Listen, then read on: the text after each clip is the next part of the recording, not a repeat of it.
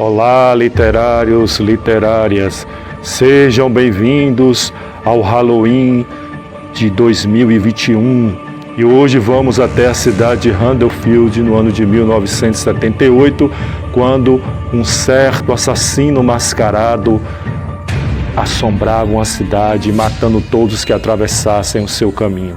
Eu estou falando de Halloween de 1978, A Noite do Terror, de John Carpenter e Debra Hill. Um filme que assustou uma geração e é um ícone do cinema de terror, considerado o primeiro slasher, uma justa homenagem ao seu predecessor Psicose, de Alfred Hitchcock. Então, meus queridos bruxos e bruxas dessa noite de Halloween, preparem-se para uma resenha totalmente especial de arrepiar. De um orçamento muito baixo de $300 mil, que arrecadou milhões nos cinemas mundiais.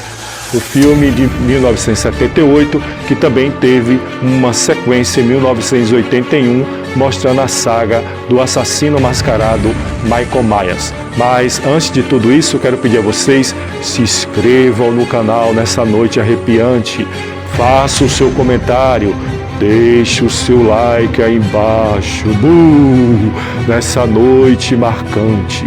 E esteja preparado, você está sendo desafiado a participar desta resenha. Apague a luz, prepare a sua pipoca, verifique debaixo da sua cama ou atrás do seu sofá. Estamos falando da noite em que todas as bruxas estão soltas. Então, se você não estiver preparado para mais uma noite de Halloween, é melhor nem assistir esse vídeo.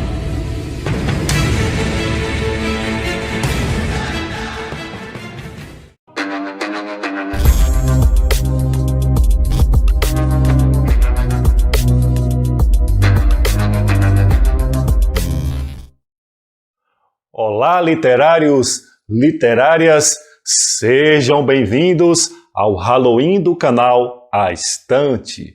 E hoje vamos falar sobre um grande clássico do cinema que marcou época e transformou os filmes de terror em filmes necessários para se passar em noite do Halloween. Estamos falando nada mais, nada menos do que Halloween de 1978, dirigido pelo mestre John Carpenter, interpretado pela grande rainha do grito, Jamie Lee Curtis. Interessante falar que o filme Halloween de 1978 se tornou o primeiro filme slash do cinema, abrindo as portas para outros grandes filmes. Bom, antes da gente falar sobre o filme Halloween, eu queria pedir a você que se inscreva no canal, deixe o seu like, faça os comentários, o que você achou desse vídeo, o que você está achando dos vídeos do canal, deixe a sua opinião, compartilhe com seus amigos e participe cada vez mais dos comentários, seja o seu comentário positivo, seja o seu comentário negativo, verifique se sua inscrição ainda está ativa, ative o sininho para que você seja informado quando vídeos novos sejam postados no canal, deixe o seu like, ele é muito importante para os algoritmos do YouTube e faça os comentários, sejam positivos, sejam negativos, elogios, reclamações, sugestões de novos vídeos, eu estarei lá para responder e atenderei na medida do possível.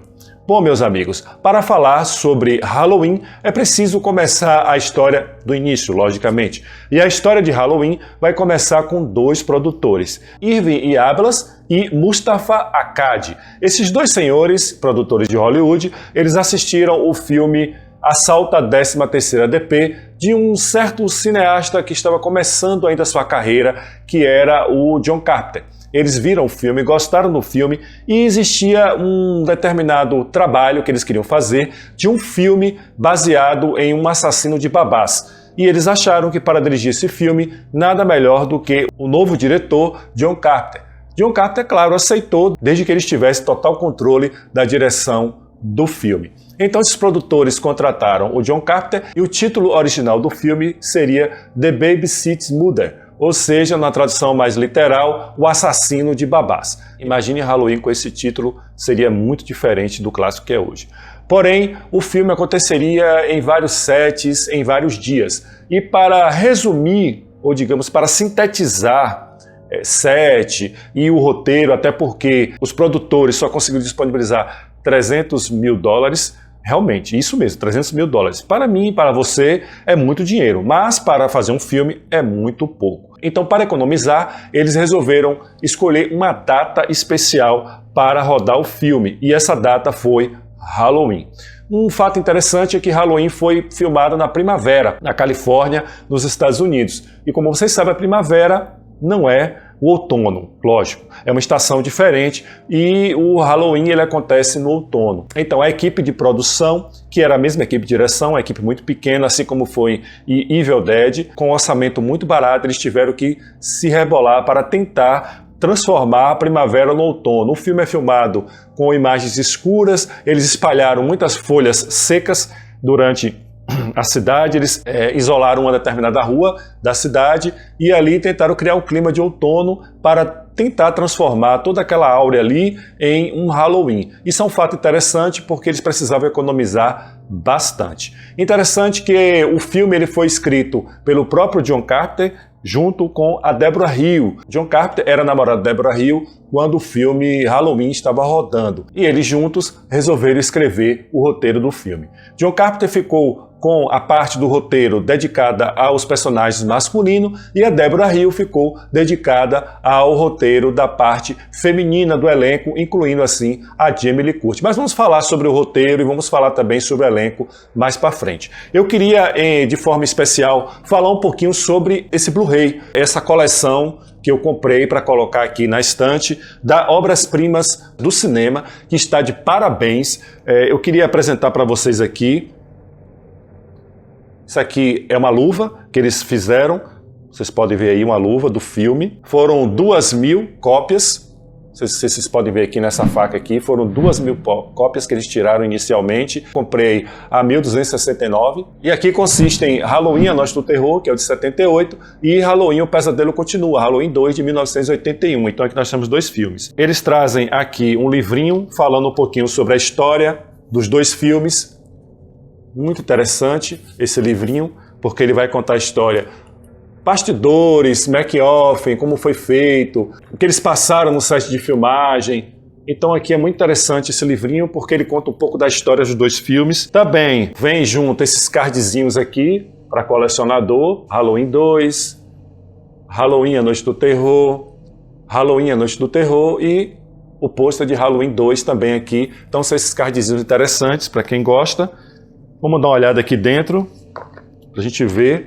Aqui está a frente da luva, do box, né, digamos assim, dos DVD. E aqui está os DVDs dentro do box. Halloween, A Noite do Terror, Halloween, O Pesadelo Continua e um DVD com extras, né, a versão estendida para a televisão de Halloween 2 e Halloween 1. Então são dois Blu-rays e um DVD com a versão estendida. Muito legal, as obras-primas do cinema estão de parabéns em trazer para o Brasil, em qualidade 4K, os filmes Halloween para colecionador. Eu gostei muito desse trabalho deles. Eu acho que isso realmente foi incentivado por muitos fãs do filme. E isso foi muito legal porque, assim como eu, muitos fãs compraram e ficaram maravilhados com esse trabalho da obras-primas do cinema. Então, parabéns para a empresa que trouxe para o Brasil esse trabalho. Bom, voltando aqui ao filme, vamos falar primeiro sobre o início do filme. O início do filme é uma cena muito interessante. Interessante por quê? Porque ele foi rodado praticamente de uma vez só.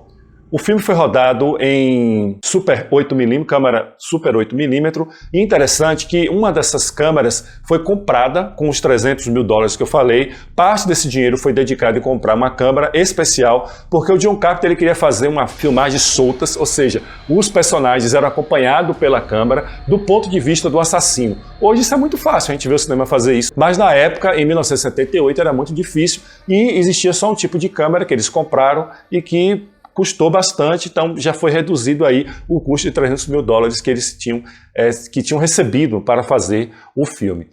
Em posse dessa câmera, o início do filme mostra um determinado assassino do lado de fora da casa, isso em 1963, em Haddonfield, Illinois, onde começa o filme.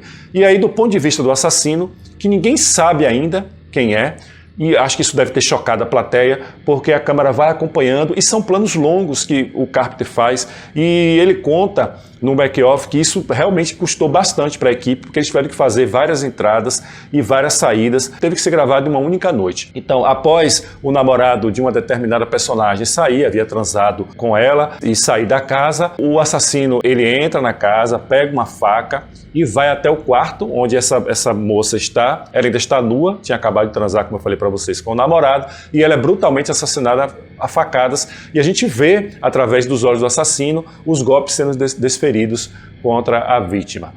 Logo após o assassino sai da casa, em uma cena onde todo mundo fica congelado, a máscara é retirada, e aí o primeiro plot twist do filme, que vai mostrar ali uma criança de 6 anos, que se tornaria Michael Myers, o assassino mais famoso da série Halloween. É interessante falar isso, porque isso acabou assustando o público na época. Por quê? Porque não se tinha ideia de uma criança de 6 anos matando a sua própria irmã, que a gente vai descobrir mais à frente que era a irmã dele, trazendo um peso para o filme inicial. Após essa cena, é interessante também, quero falar para vocês, que os pais, após retirar a máscara do filho, eles estavam voltando, era noite de Halloween isso, e eles veem ali que cria uma cena de estátua, a criança com a faca ensanguentada na mão, e os pais ficam ali sem ação. E aí o filme ele salta para 15 anos depois, essa criança ela é internada no manicômio, e uma noite o médico, psiquiatra que toma conta dessa criança, que se tornou um homem, lógico agora, um homem que não falava com ninguém, a não ser com esse médico, que é o Dr. Loomis, Dr. Sam Loomis, que é interpretado pelo grande ator já falecido Donald Place. E nessa cena onde o Dr. Sam Loomis vai com a enfermeira até o hospital pegar o Michael Myers de noite, debaixo de uma chuva, para um interrogatório no dia seguinte com a polícia, já é, na minha opinião, um dos primeiros furos do roteiro, além de outros furos que eu vou colocar para vocês aqui. E interessante que ainda ontem eu falava com um amigo que muitos filmes clássicos tiveram muitos furos no roteiro e nem por isso deixaram de ser clássicos. Então isso é a magia do cinema. Então ele vai e lá ele descobre, ele vê vários doentes mentais andando lá de fora do manicômio, numa noite muito escura e com muita chuva. Em uma dessas cenas, o Loomis ele vai tentar abrir o portão e a enfermeira no carro ela é atacada pelo Michael Myers, que inexplicavelmente havia pulado ao alambrado e já estava em cima do carro. Ele bate uma das janelas do lado direito e ali nessa cena é interessante que a gente consegue ver uma chave de boca colocada na mão do dublê, que logicamente seria o assassino, que quando ele bate ali na janela o vidro acaba quebrando, e isso se torna também uma das falhas de produção, da equipe de produção. Estamos falando de um filme muito barato. Logo em seguida também temos outra falha. A enfermeira ela sai do carro fugindo desse ataque e o Michael Myers entra no carro e sai dirigindo em direção à cidade. Aí eu pergunto a vocês, como é que o Michael Myers ele sabia dirigir? Ele entrou no manicômio com 6 anos após matar a irmã e não sabia dirigir, não tinha nem carteira. Como é que ele aprendeu a dirigir dentro do manicômio? Lá a equipe médica ensina os doentes mentais a dirigirem. Então isso é outra falha do filme. Daí para frente, meus amigos, o filme ele vai seguir um outro caminho.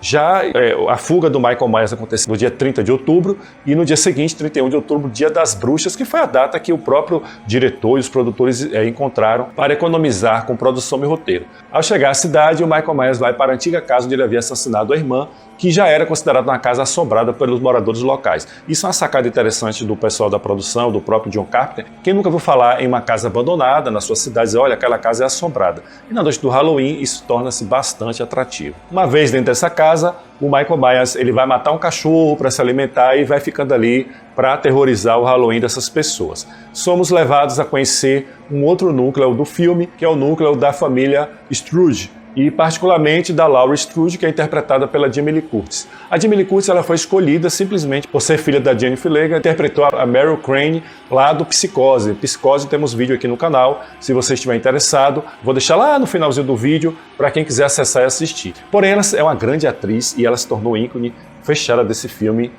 Acho que não poderia ter escolhido uma atriz melhor. Ela, hoje, Halloween, além do próprio assassino icônico Michael Myers, a Laurie Strode é marca registrada do filme. Bom, aí o pai da Laurie pede para que ela deixe a chave no carpete da casa dos Myers, onde aconteceu o crime, porque ele era um corretor e ele queria vender essa casa. Interessante que isso aí foi uma sacada do roteiro da Deborah Hill e do John Carpenter para que a Laurie se tornasse vítima do próprio Michael Myers. O que acontece? A Laurie ela vai até lá junto com um dos meninos que ela é uma babysit, ela toma conta de crianças em noite de Halloween, ela vai levar a chave lá e o Michael Myers está do outro lado da janela. Ao ver a Laurie Strode, aí ele vai começar a persegui-la de forma muito insistente, e aí que surge aquele tema interessante que a gente conhece muito como Stalker. O próprio John Carpenter já havia trabalhado isso em outros filmes, anterior ao próprio Halloween. Um dos filmes que ele dirigiu de Stalker foi um filme muito famoso na época de faculdade dele. Bom, daí pra frente, aí chega-se a noite de Halloween e a Laurie Strode ela vai tomar conta de duas crianças. Uma delas é o Tommy, que tem medo do bicho papão, e aqui eu vou fazer uma referência interessante com o Michael Myers mais à frente. E as duas amigas dela que vão para a escola com ela e servem para mostrar o lado mais feminino da história. Outro ponto interessante também no filme é que você sabe que o símbolo do Halloween é a abóbora, e a equipe não estava encontrando abóboras justamente nessa época do ano, que, como eu falei para vocês, é a época da primavera, não tinha nada a ver com outubro. Eles tiveram que trazer esse cenário de Halloween para o filme. E é interessante que a equipe fala durante o make-off que eles só vieram encontrar abóbora aqui na América do Sul. É umas abóboras mais parecidas com as abóboras americanas, e isso é um ponto que é muito bom de ficar sabendo, porque esse pessoal que faz filme muito barato, eles sofrem muito. Daí pra frente, meus queridos amigos, a Laurie, ela vai tomar conta do Toby e de outra menina, é noite de Halloween, e o Michael Myers sai aterrorizando. O interessante é que o Michael Myers ele vai descobrir a máscara que ele usa, a máscara icônica, que é aquela máscara sem forma, aquela máscara sem expressão. Uma coisa que eu quero passar para vocês também, que aquela máscara ela foi feita a partir da máscara do Capitão Kirk, né, de Jornada das Estrelas.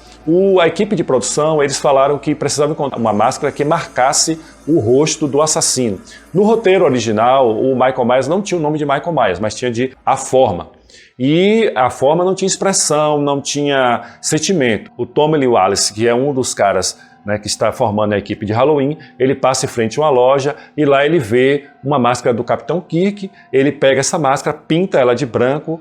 Antes seria uma máscara do palhaço, mas a equipe não gostou, e pintando aquela máscara de branco com toques prateados, ele faz ali o nascimento da marca registrada do Michael Myers. E é interessante falar que realmente é uma máscara assustadora. Em outro núcleo do filme, a gente vai ver que o Dr. Loomis, ele vai para Haddonfield e procura a polícia dizendo que o assassino Michael Myers fugiu do manicômio e que ele é a forma do mal, que ele é a personificação do mal. E é interessante a gente colocar isso porque isso casa muito bem com o roteiro do próprio John Carpenter, porque o John Carpenter ele queria trazer um assassino que o público não se identificasse com ele como se fosse um ser humano, mas alguma coisa, alguma máquina, talvez algum ser que foi feito simplesmente para matar. E muitas dessas mortes do filme Halloween são mortes sem sentidos. A partir daí, a gente vai ver que o filme ele tem muitas sacadas. Além de várias imagens mostrando o Michael Myers perseguindo a Laurie, o Michael Myers ele vai aparecer atrás de cercas, atrás de arbustos,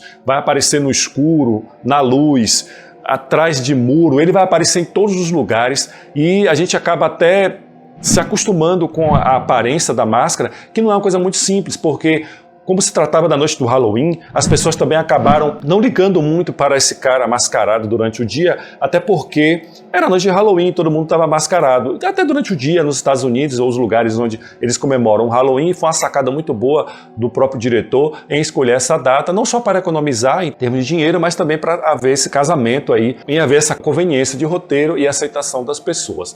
O Michael Myers, ele vai assustar a Laurie Strode, como eu falei para vocês, em termos de Stalker. Existem muitas cenas em que ele aparece de forma diferente para ela, e isso é interessante porque a gente vai ver que ela vai ficando assustada e ela não sabe quando vai aparecer aquele assassino. Tem a cena da escola, que eu achei que foi um furo de roteiro também, porque logo após ele ver a Laurie colocando a chave lá na frente da casa dele, da antiga casa dele, ele vai perseguir, e justamente na sala de aula onde a Laurie está tendo aula, ele vai aparecer lá e começa a encarar a Laurie e tal. Como é que ele sabia que ela estudava ali? Então é mais um furo do roteiro, mas que, ao meu ver, não atrapalha em nada o filme. A gente só vai perceber isso depois assistindo mais de uma vez. Outro ponto interessante que eu queria colocar para vocês também aqui é que o roteiro ele tenta trazer para a gente essa ideia de que o Michael Myers ele é onipresente, ele vai estar em todos os lugares. E isso é muito bem colocado pelo próprio diretor.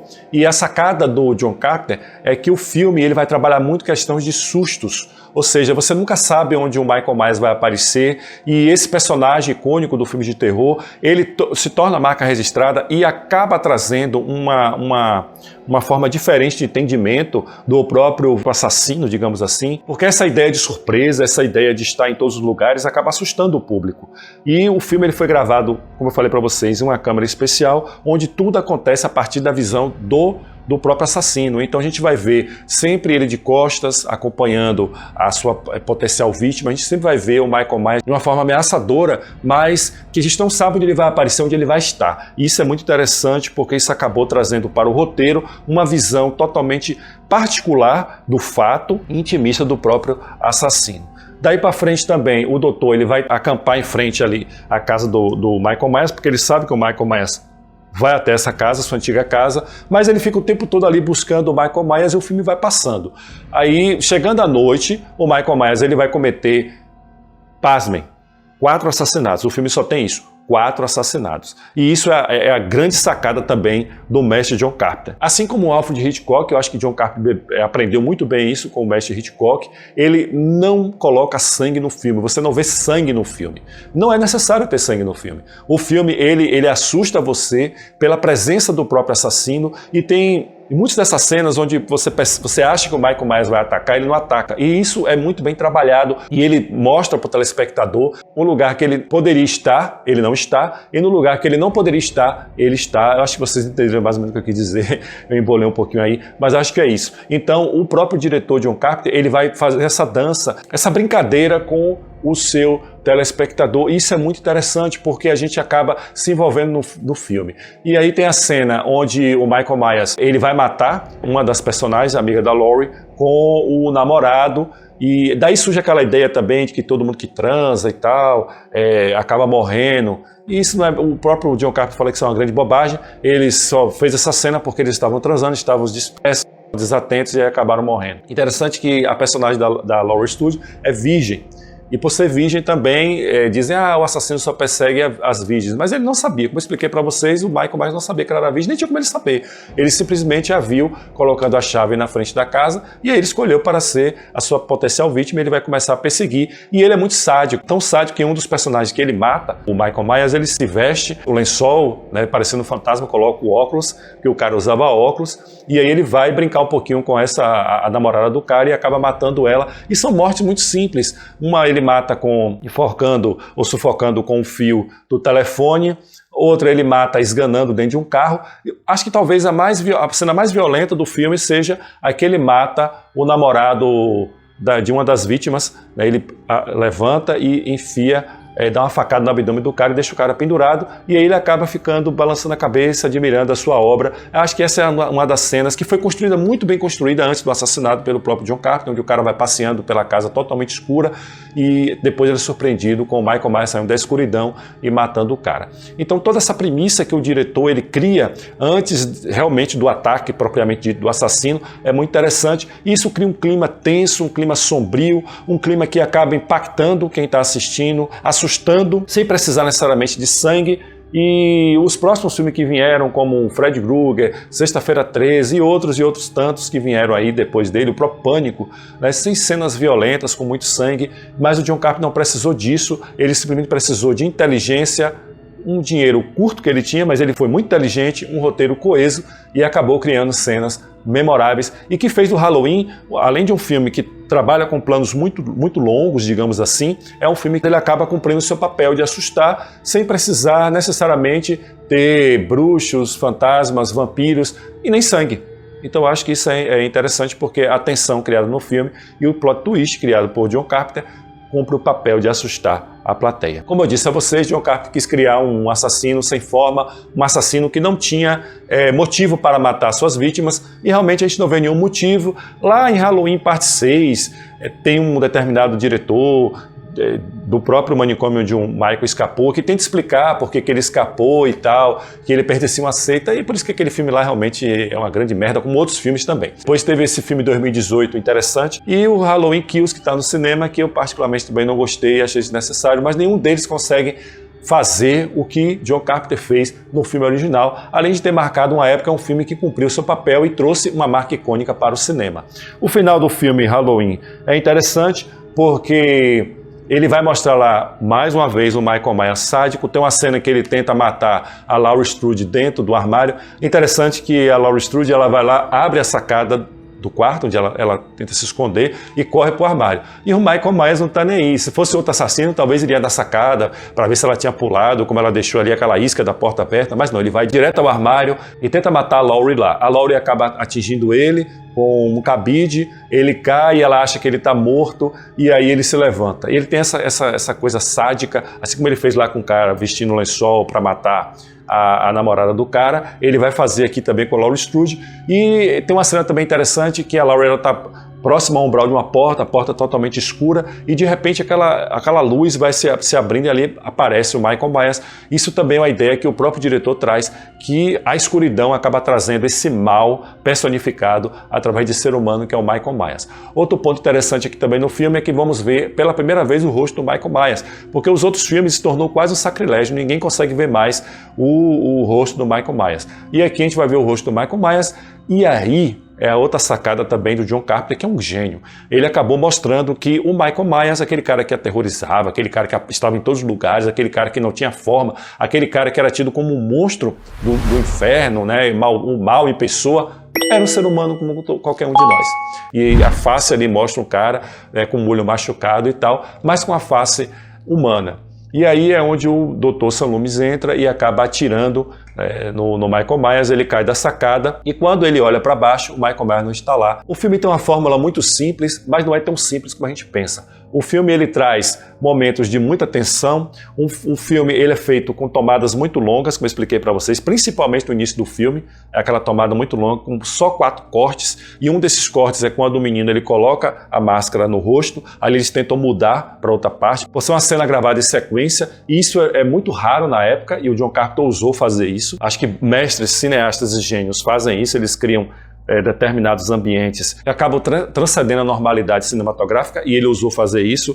Mas o filme ele traz um personagem icônico, um personagem que está em todos os lugares e que de certa forma ali não era tão imortal assim, até o próprio final do filme, que vai dar sequência em 1981, que vai sair O Pesadelo Continua, Halloween 2, O Pesadelo Continua, que também tem o ator Donald Pleasence. Eles falam que ele bebia muito, né? O ator ele bebia muito, e uma das cenas ele havia bebido uma garrafa de vinho sozinho, e foi difícil, ele acabou brigando muito, ele brigava muito com o próprio John Carpenter. E o John Carpenter, a própria equipe fala aqui que ele foi muito paciente, era um cara muito diplomata, e ele conseguiu, de certa forma, criar um ambiente ordeiro dentro do set de filmagem. Se fala também que a Jamie Lee Curtis é uma moça muito tímida, mas ao mesmo tempo muito simples. Por ser filha de uma atriz tão famosa, ela não deixou isso subir a cabeça e se fez um ótimo trabalho, e por isso também ficou conhecida como a Rainha do Grito. Tanto é que Halloween não é Halloween sem Jamie Lee Curtis. Bom, eu acho que eu tentei trazer para vocês o máximo que eu pude da história de Halloween. Halloween é um filme obrigatório para quem quer assistir bons filmes de terror, porque lá começa realmente o cinema slasher, é lá que começa a mostrar um assassino mascarado perseguindo as suas vítimas. O filme, ele além de ter essa sacada, como eu falei para vocês, só foi investido $300 mil, mas o filme arrecadou, logo após a sua estreia, $47 milhões. Então, foi um filme, até hoje, é o único filme slasher que arrecadou muito dinheiro com orçamento tão baixo. Então, isso prova que não precisa ter muito dinheiro para se fazer grandes produções, como a gente vê no cinema de hoje. A gente vê produções aí milionárias, produções que se investem muito dinheiro e no final o filme não atende, o filme não é tão bom como deveria ser. Então, eu acho que fica aí a dica, fica aí a forma da gente entender que escrever um bom livro ou dirigir um bom filme basta ter inteligência e boa vontade. É isso, meus queridos e fiéis inscritos. Eu quero agradecer também pelos mais de 300 inscritos no meu canal. Hoje estamos completando, talvez, eu acho que esse é o 30º ou 31º vídeo do canal. Estou muito feliz de estar continuando com esse trabalho. Falamos hoje sobre Halloween, nessa noite de Halloween. Espero que você tenha uma grande noite de Halloween, que você assista um bom filme. Está aqui a minha indicação. Eu fiz vídeos anteriores com indicações de filmes de terror, mas eu quis fazer no dia do Halloween, 31 de outubro, uma homenagem ao grande mestre John Carpenter e o seu filme icônico Halloween. Bom, meus queridos, eu quero pedir a vocês também que continuem acompanhando o nosso canal, não se esqueça de se inscrever, deixe o seu joinha aí, ele é muito importante para mim, para os algoritmos do YouTube. Quero pedir também a vocês que comentem o vídeo e, o mais importante, compartilhem o nosso vídeo para todos aqueles que têm interesse em assistir um bom filme. E aí, o que é que vai ser nessa noite de Halloween para vocês? Doces ou travessuras? Bom, eu acho que o mais interessante é a travessura. Então, tenham cuidado na noite de Halloween, verifique debaixo da sua cama, olhe atrás da porta e durma com a luz acesa, porque Michael Myers pode te visitar nessa noite de Halloween. Um grande abraço e até o próximo vídeo, se nosso Deus permitir. Feliz Halloween!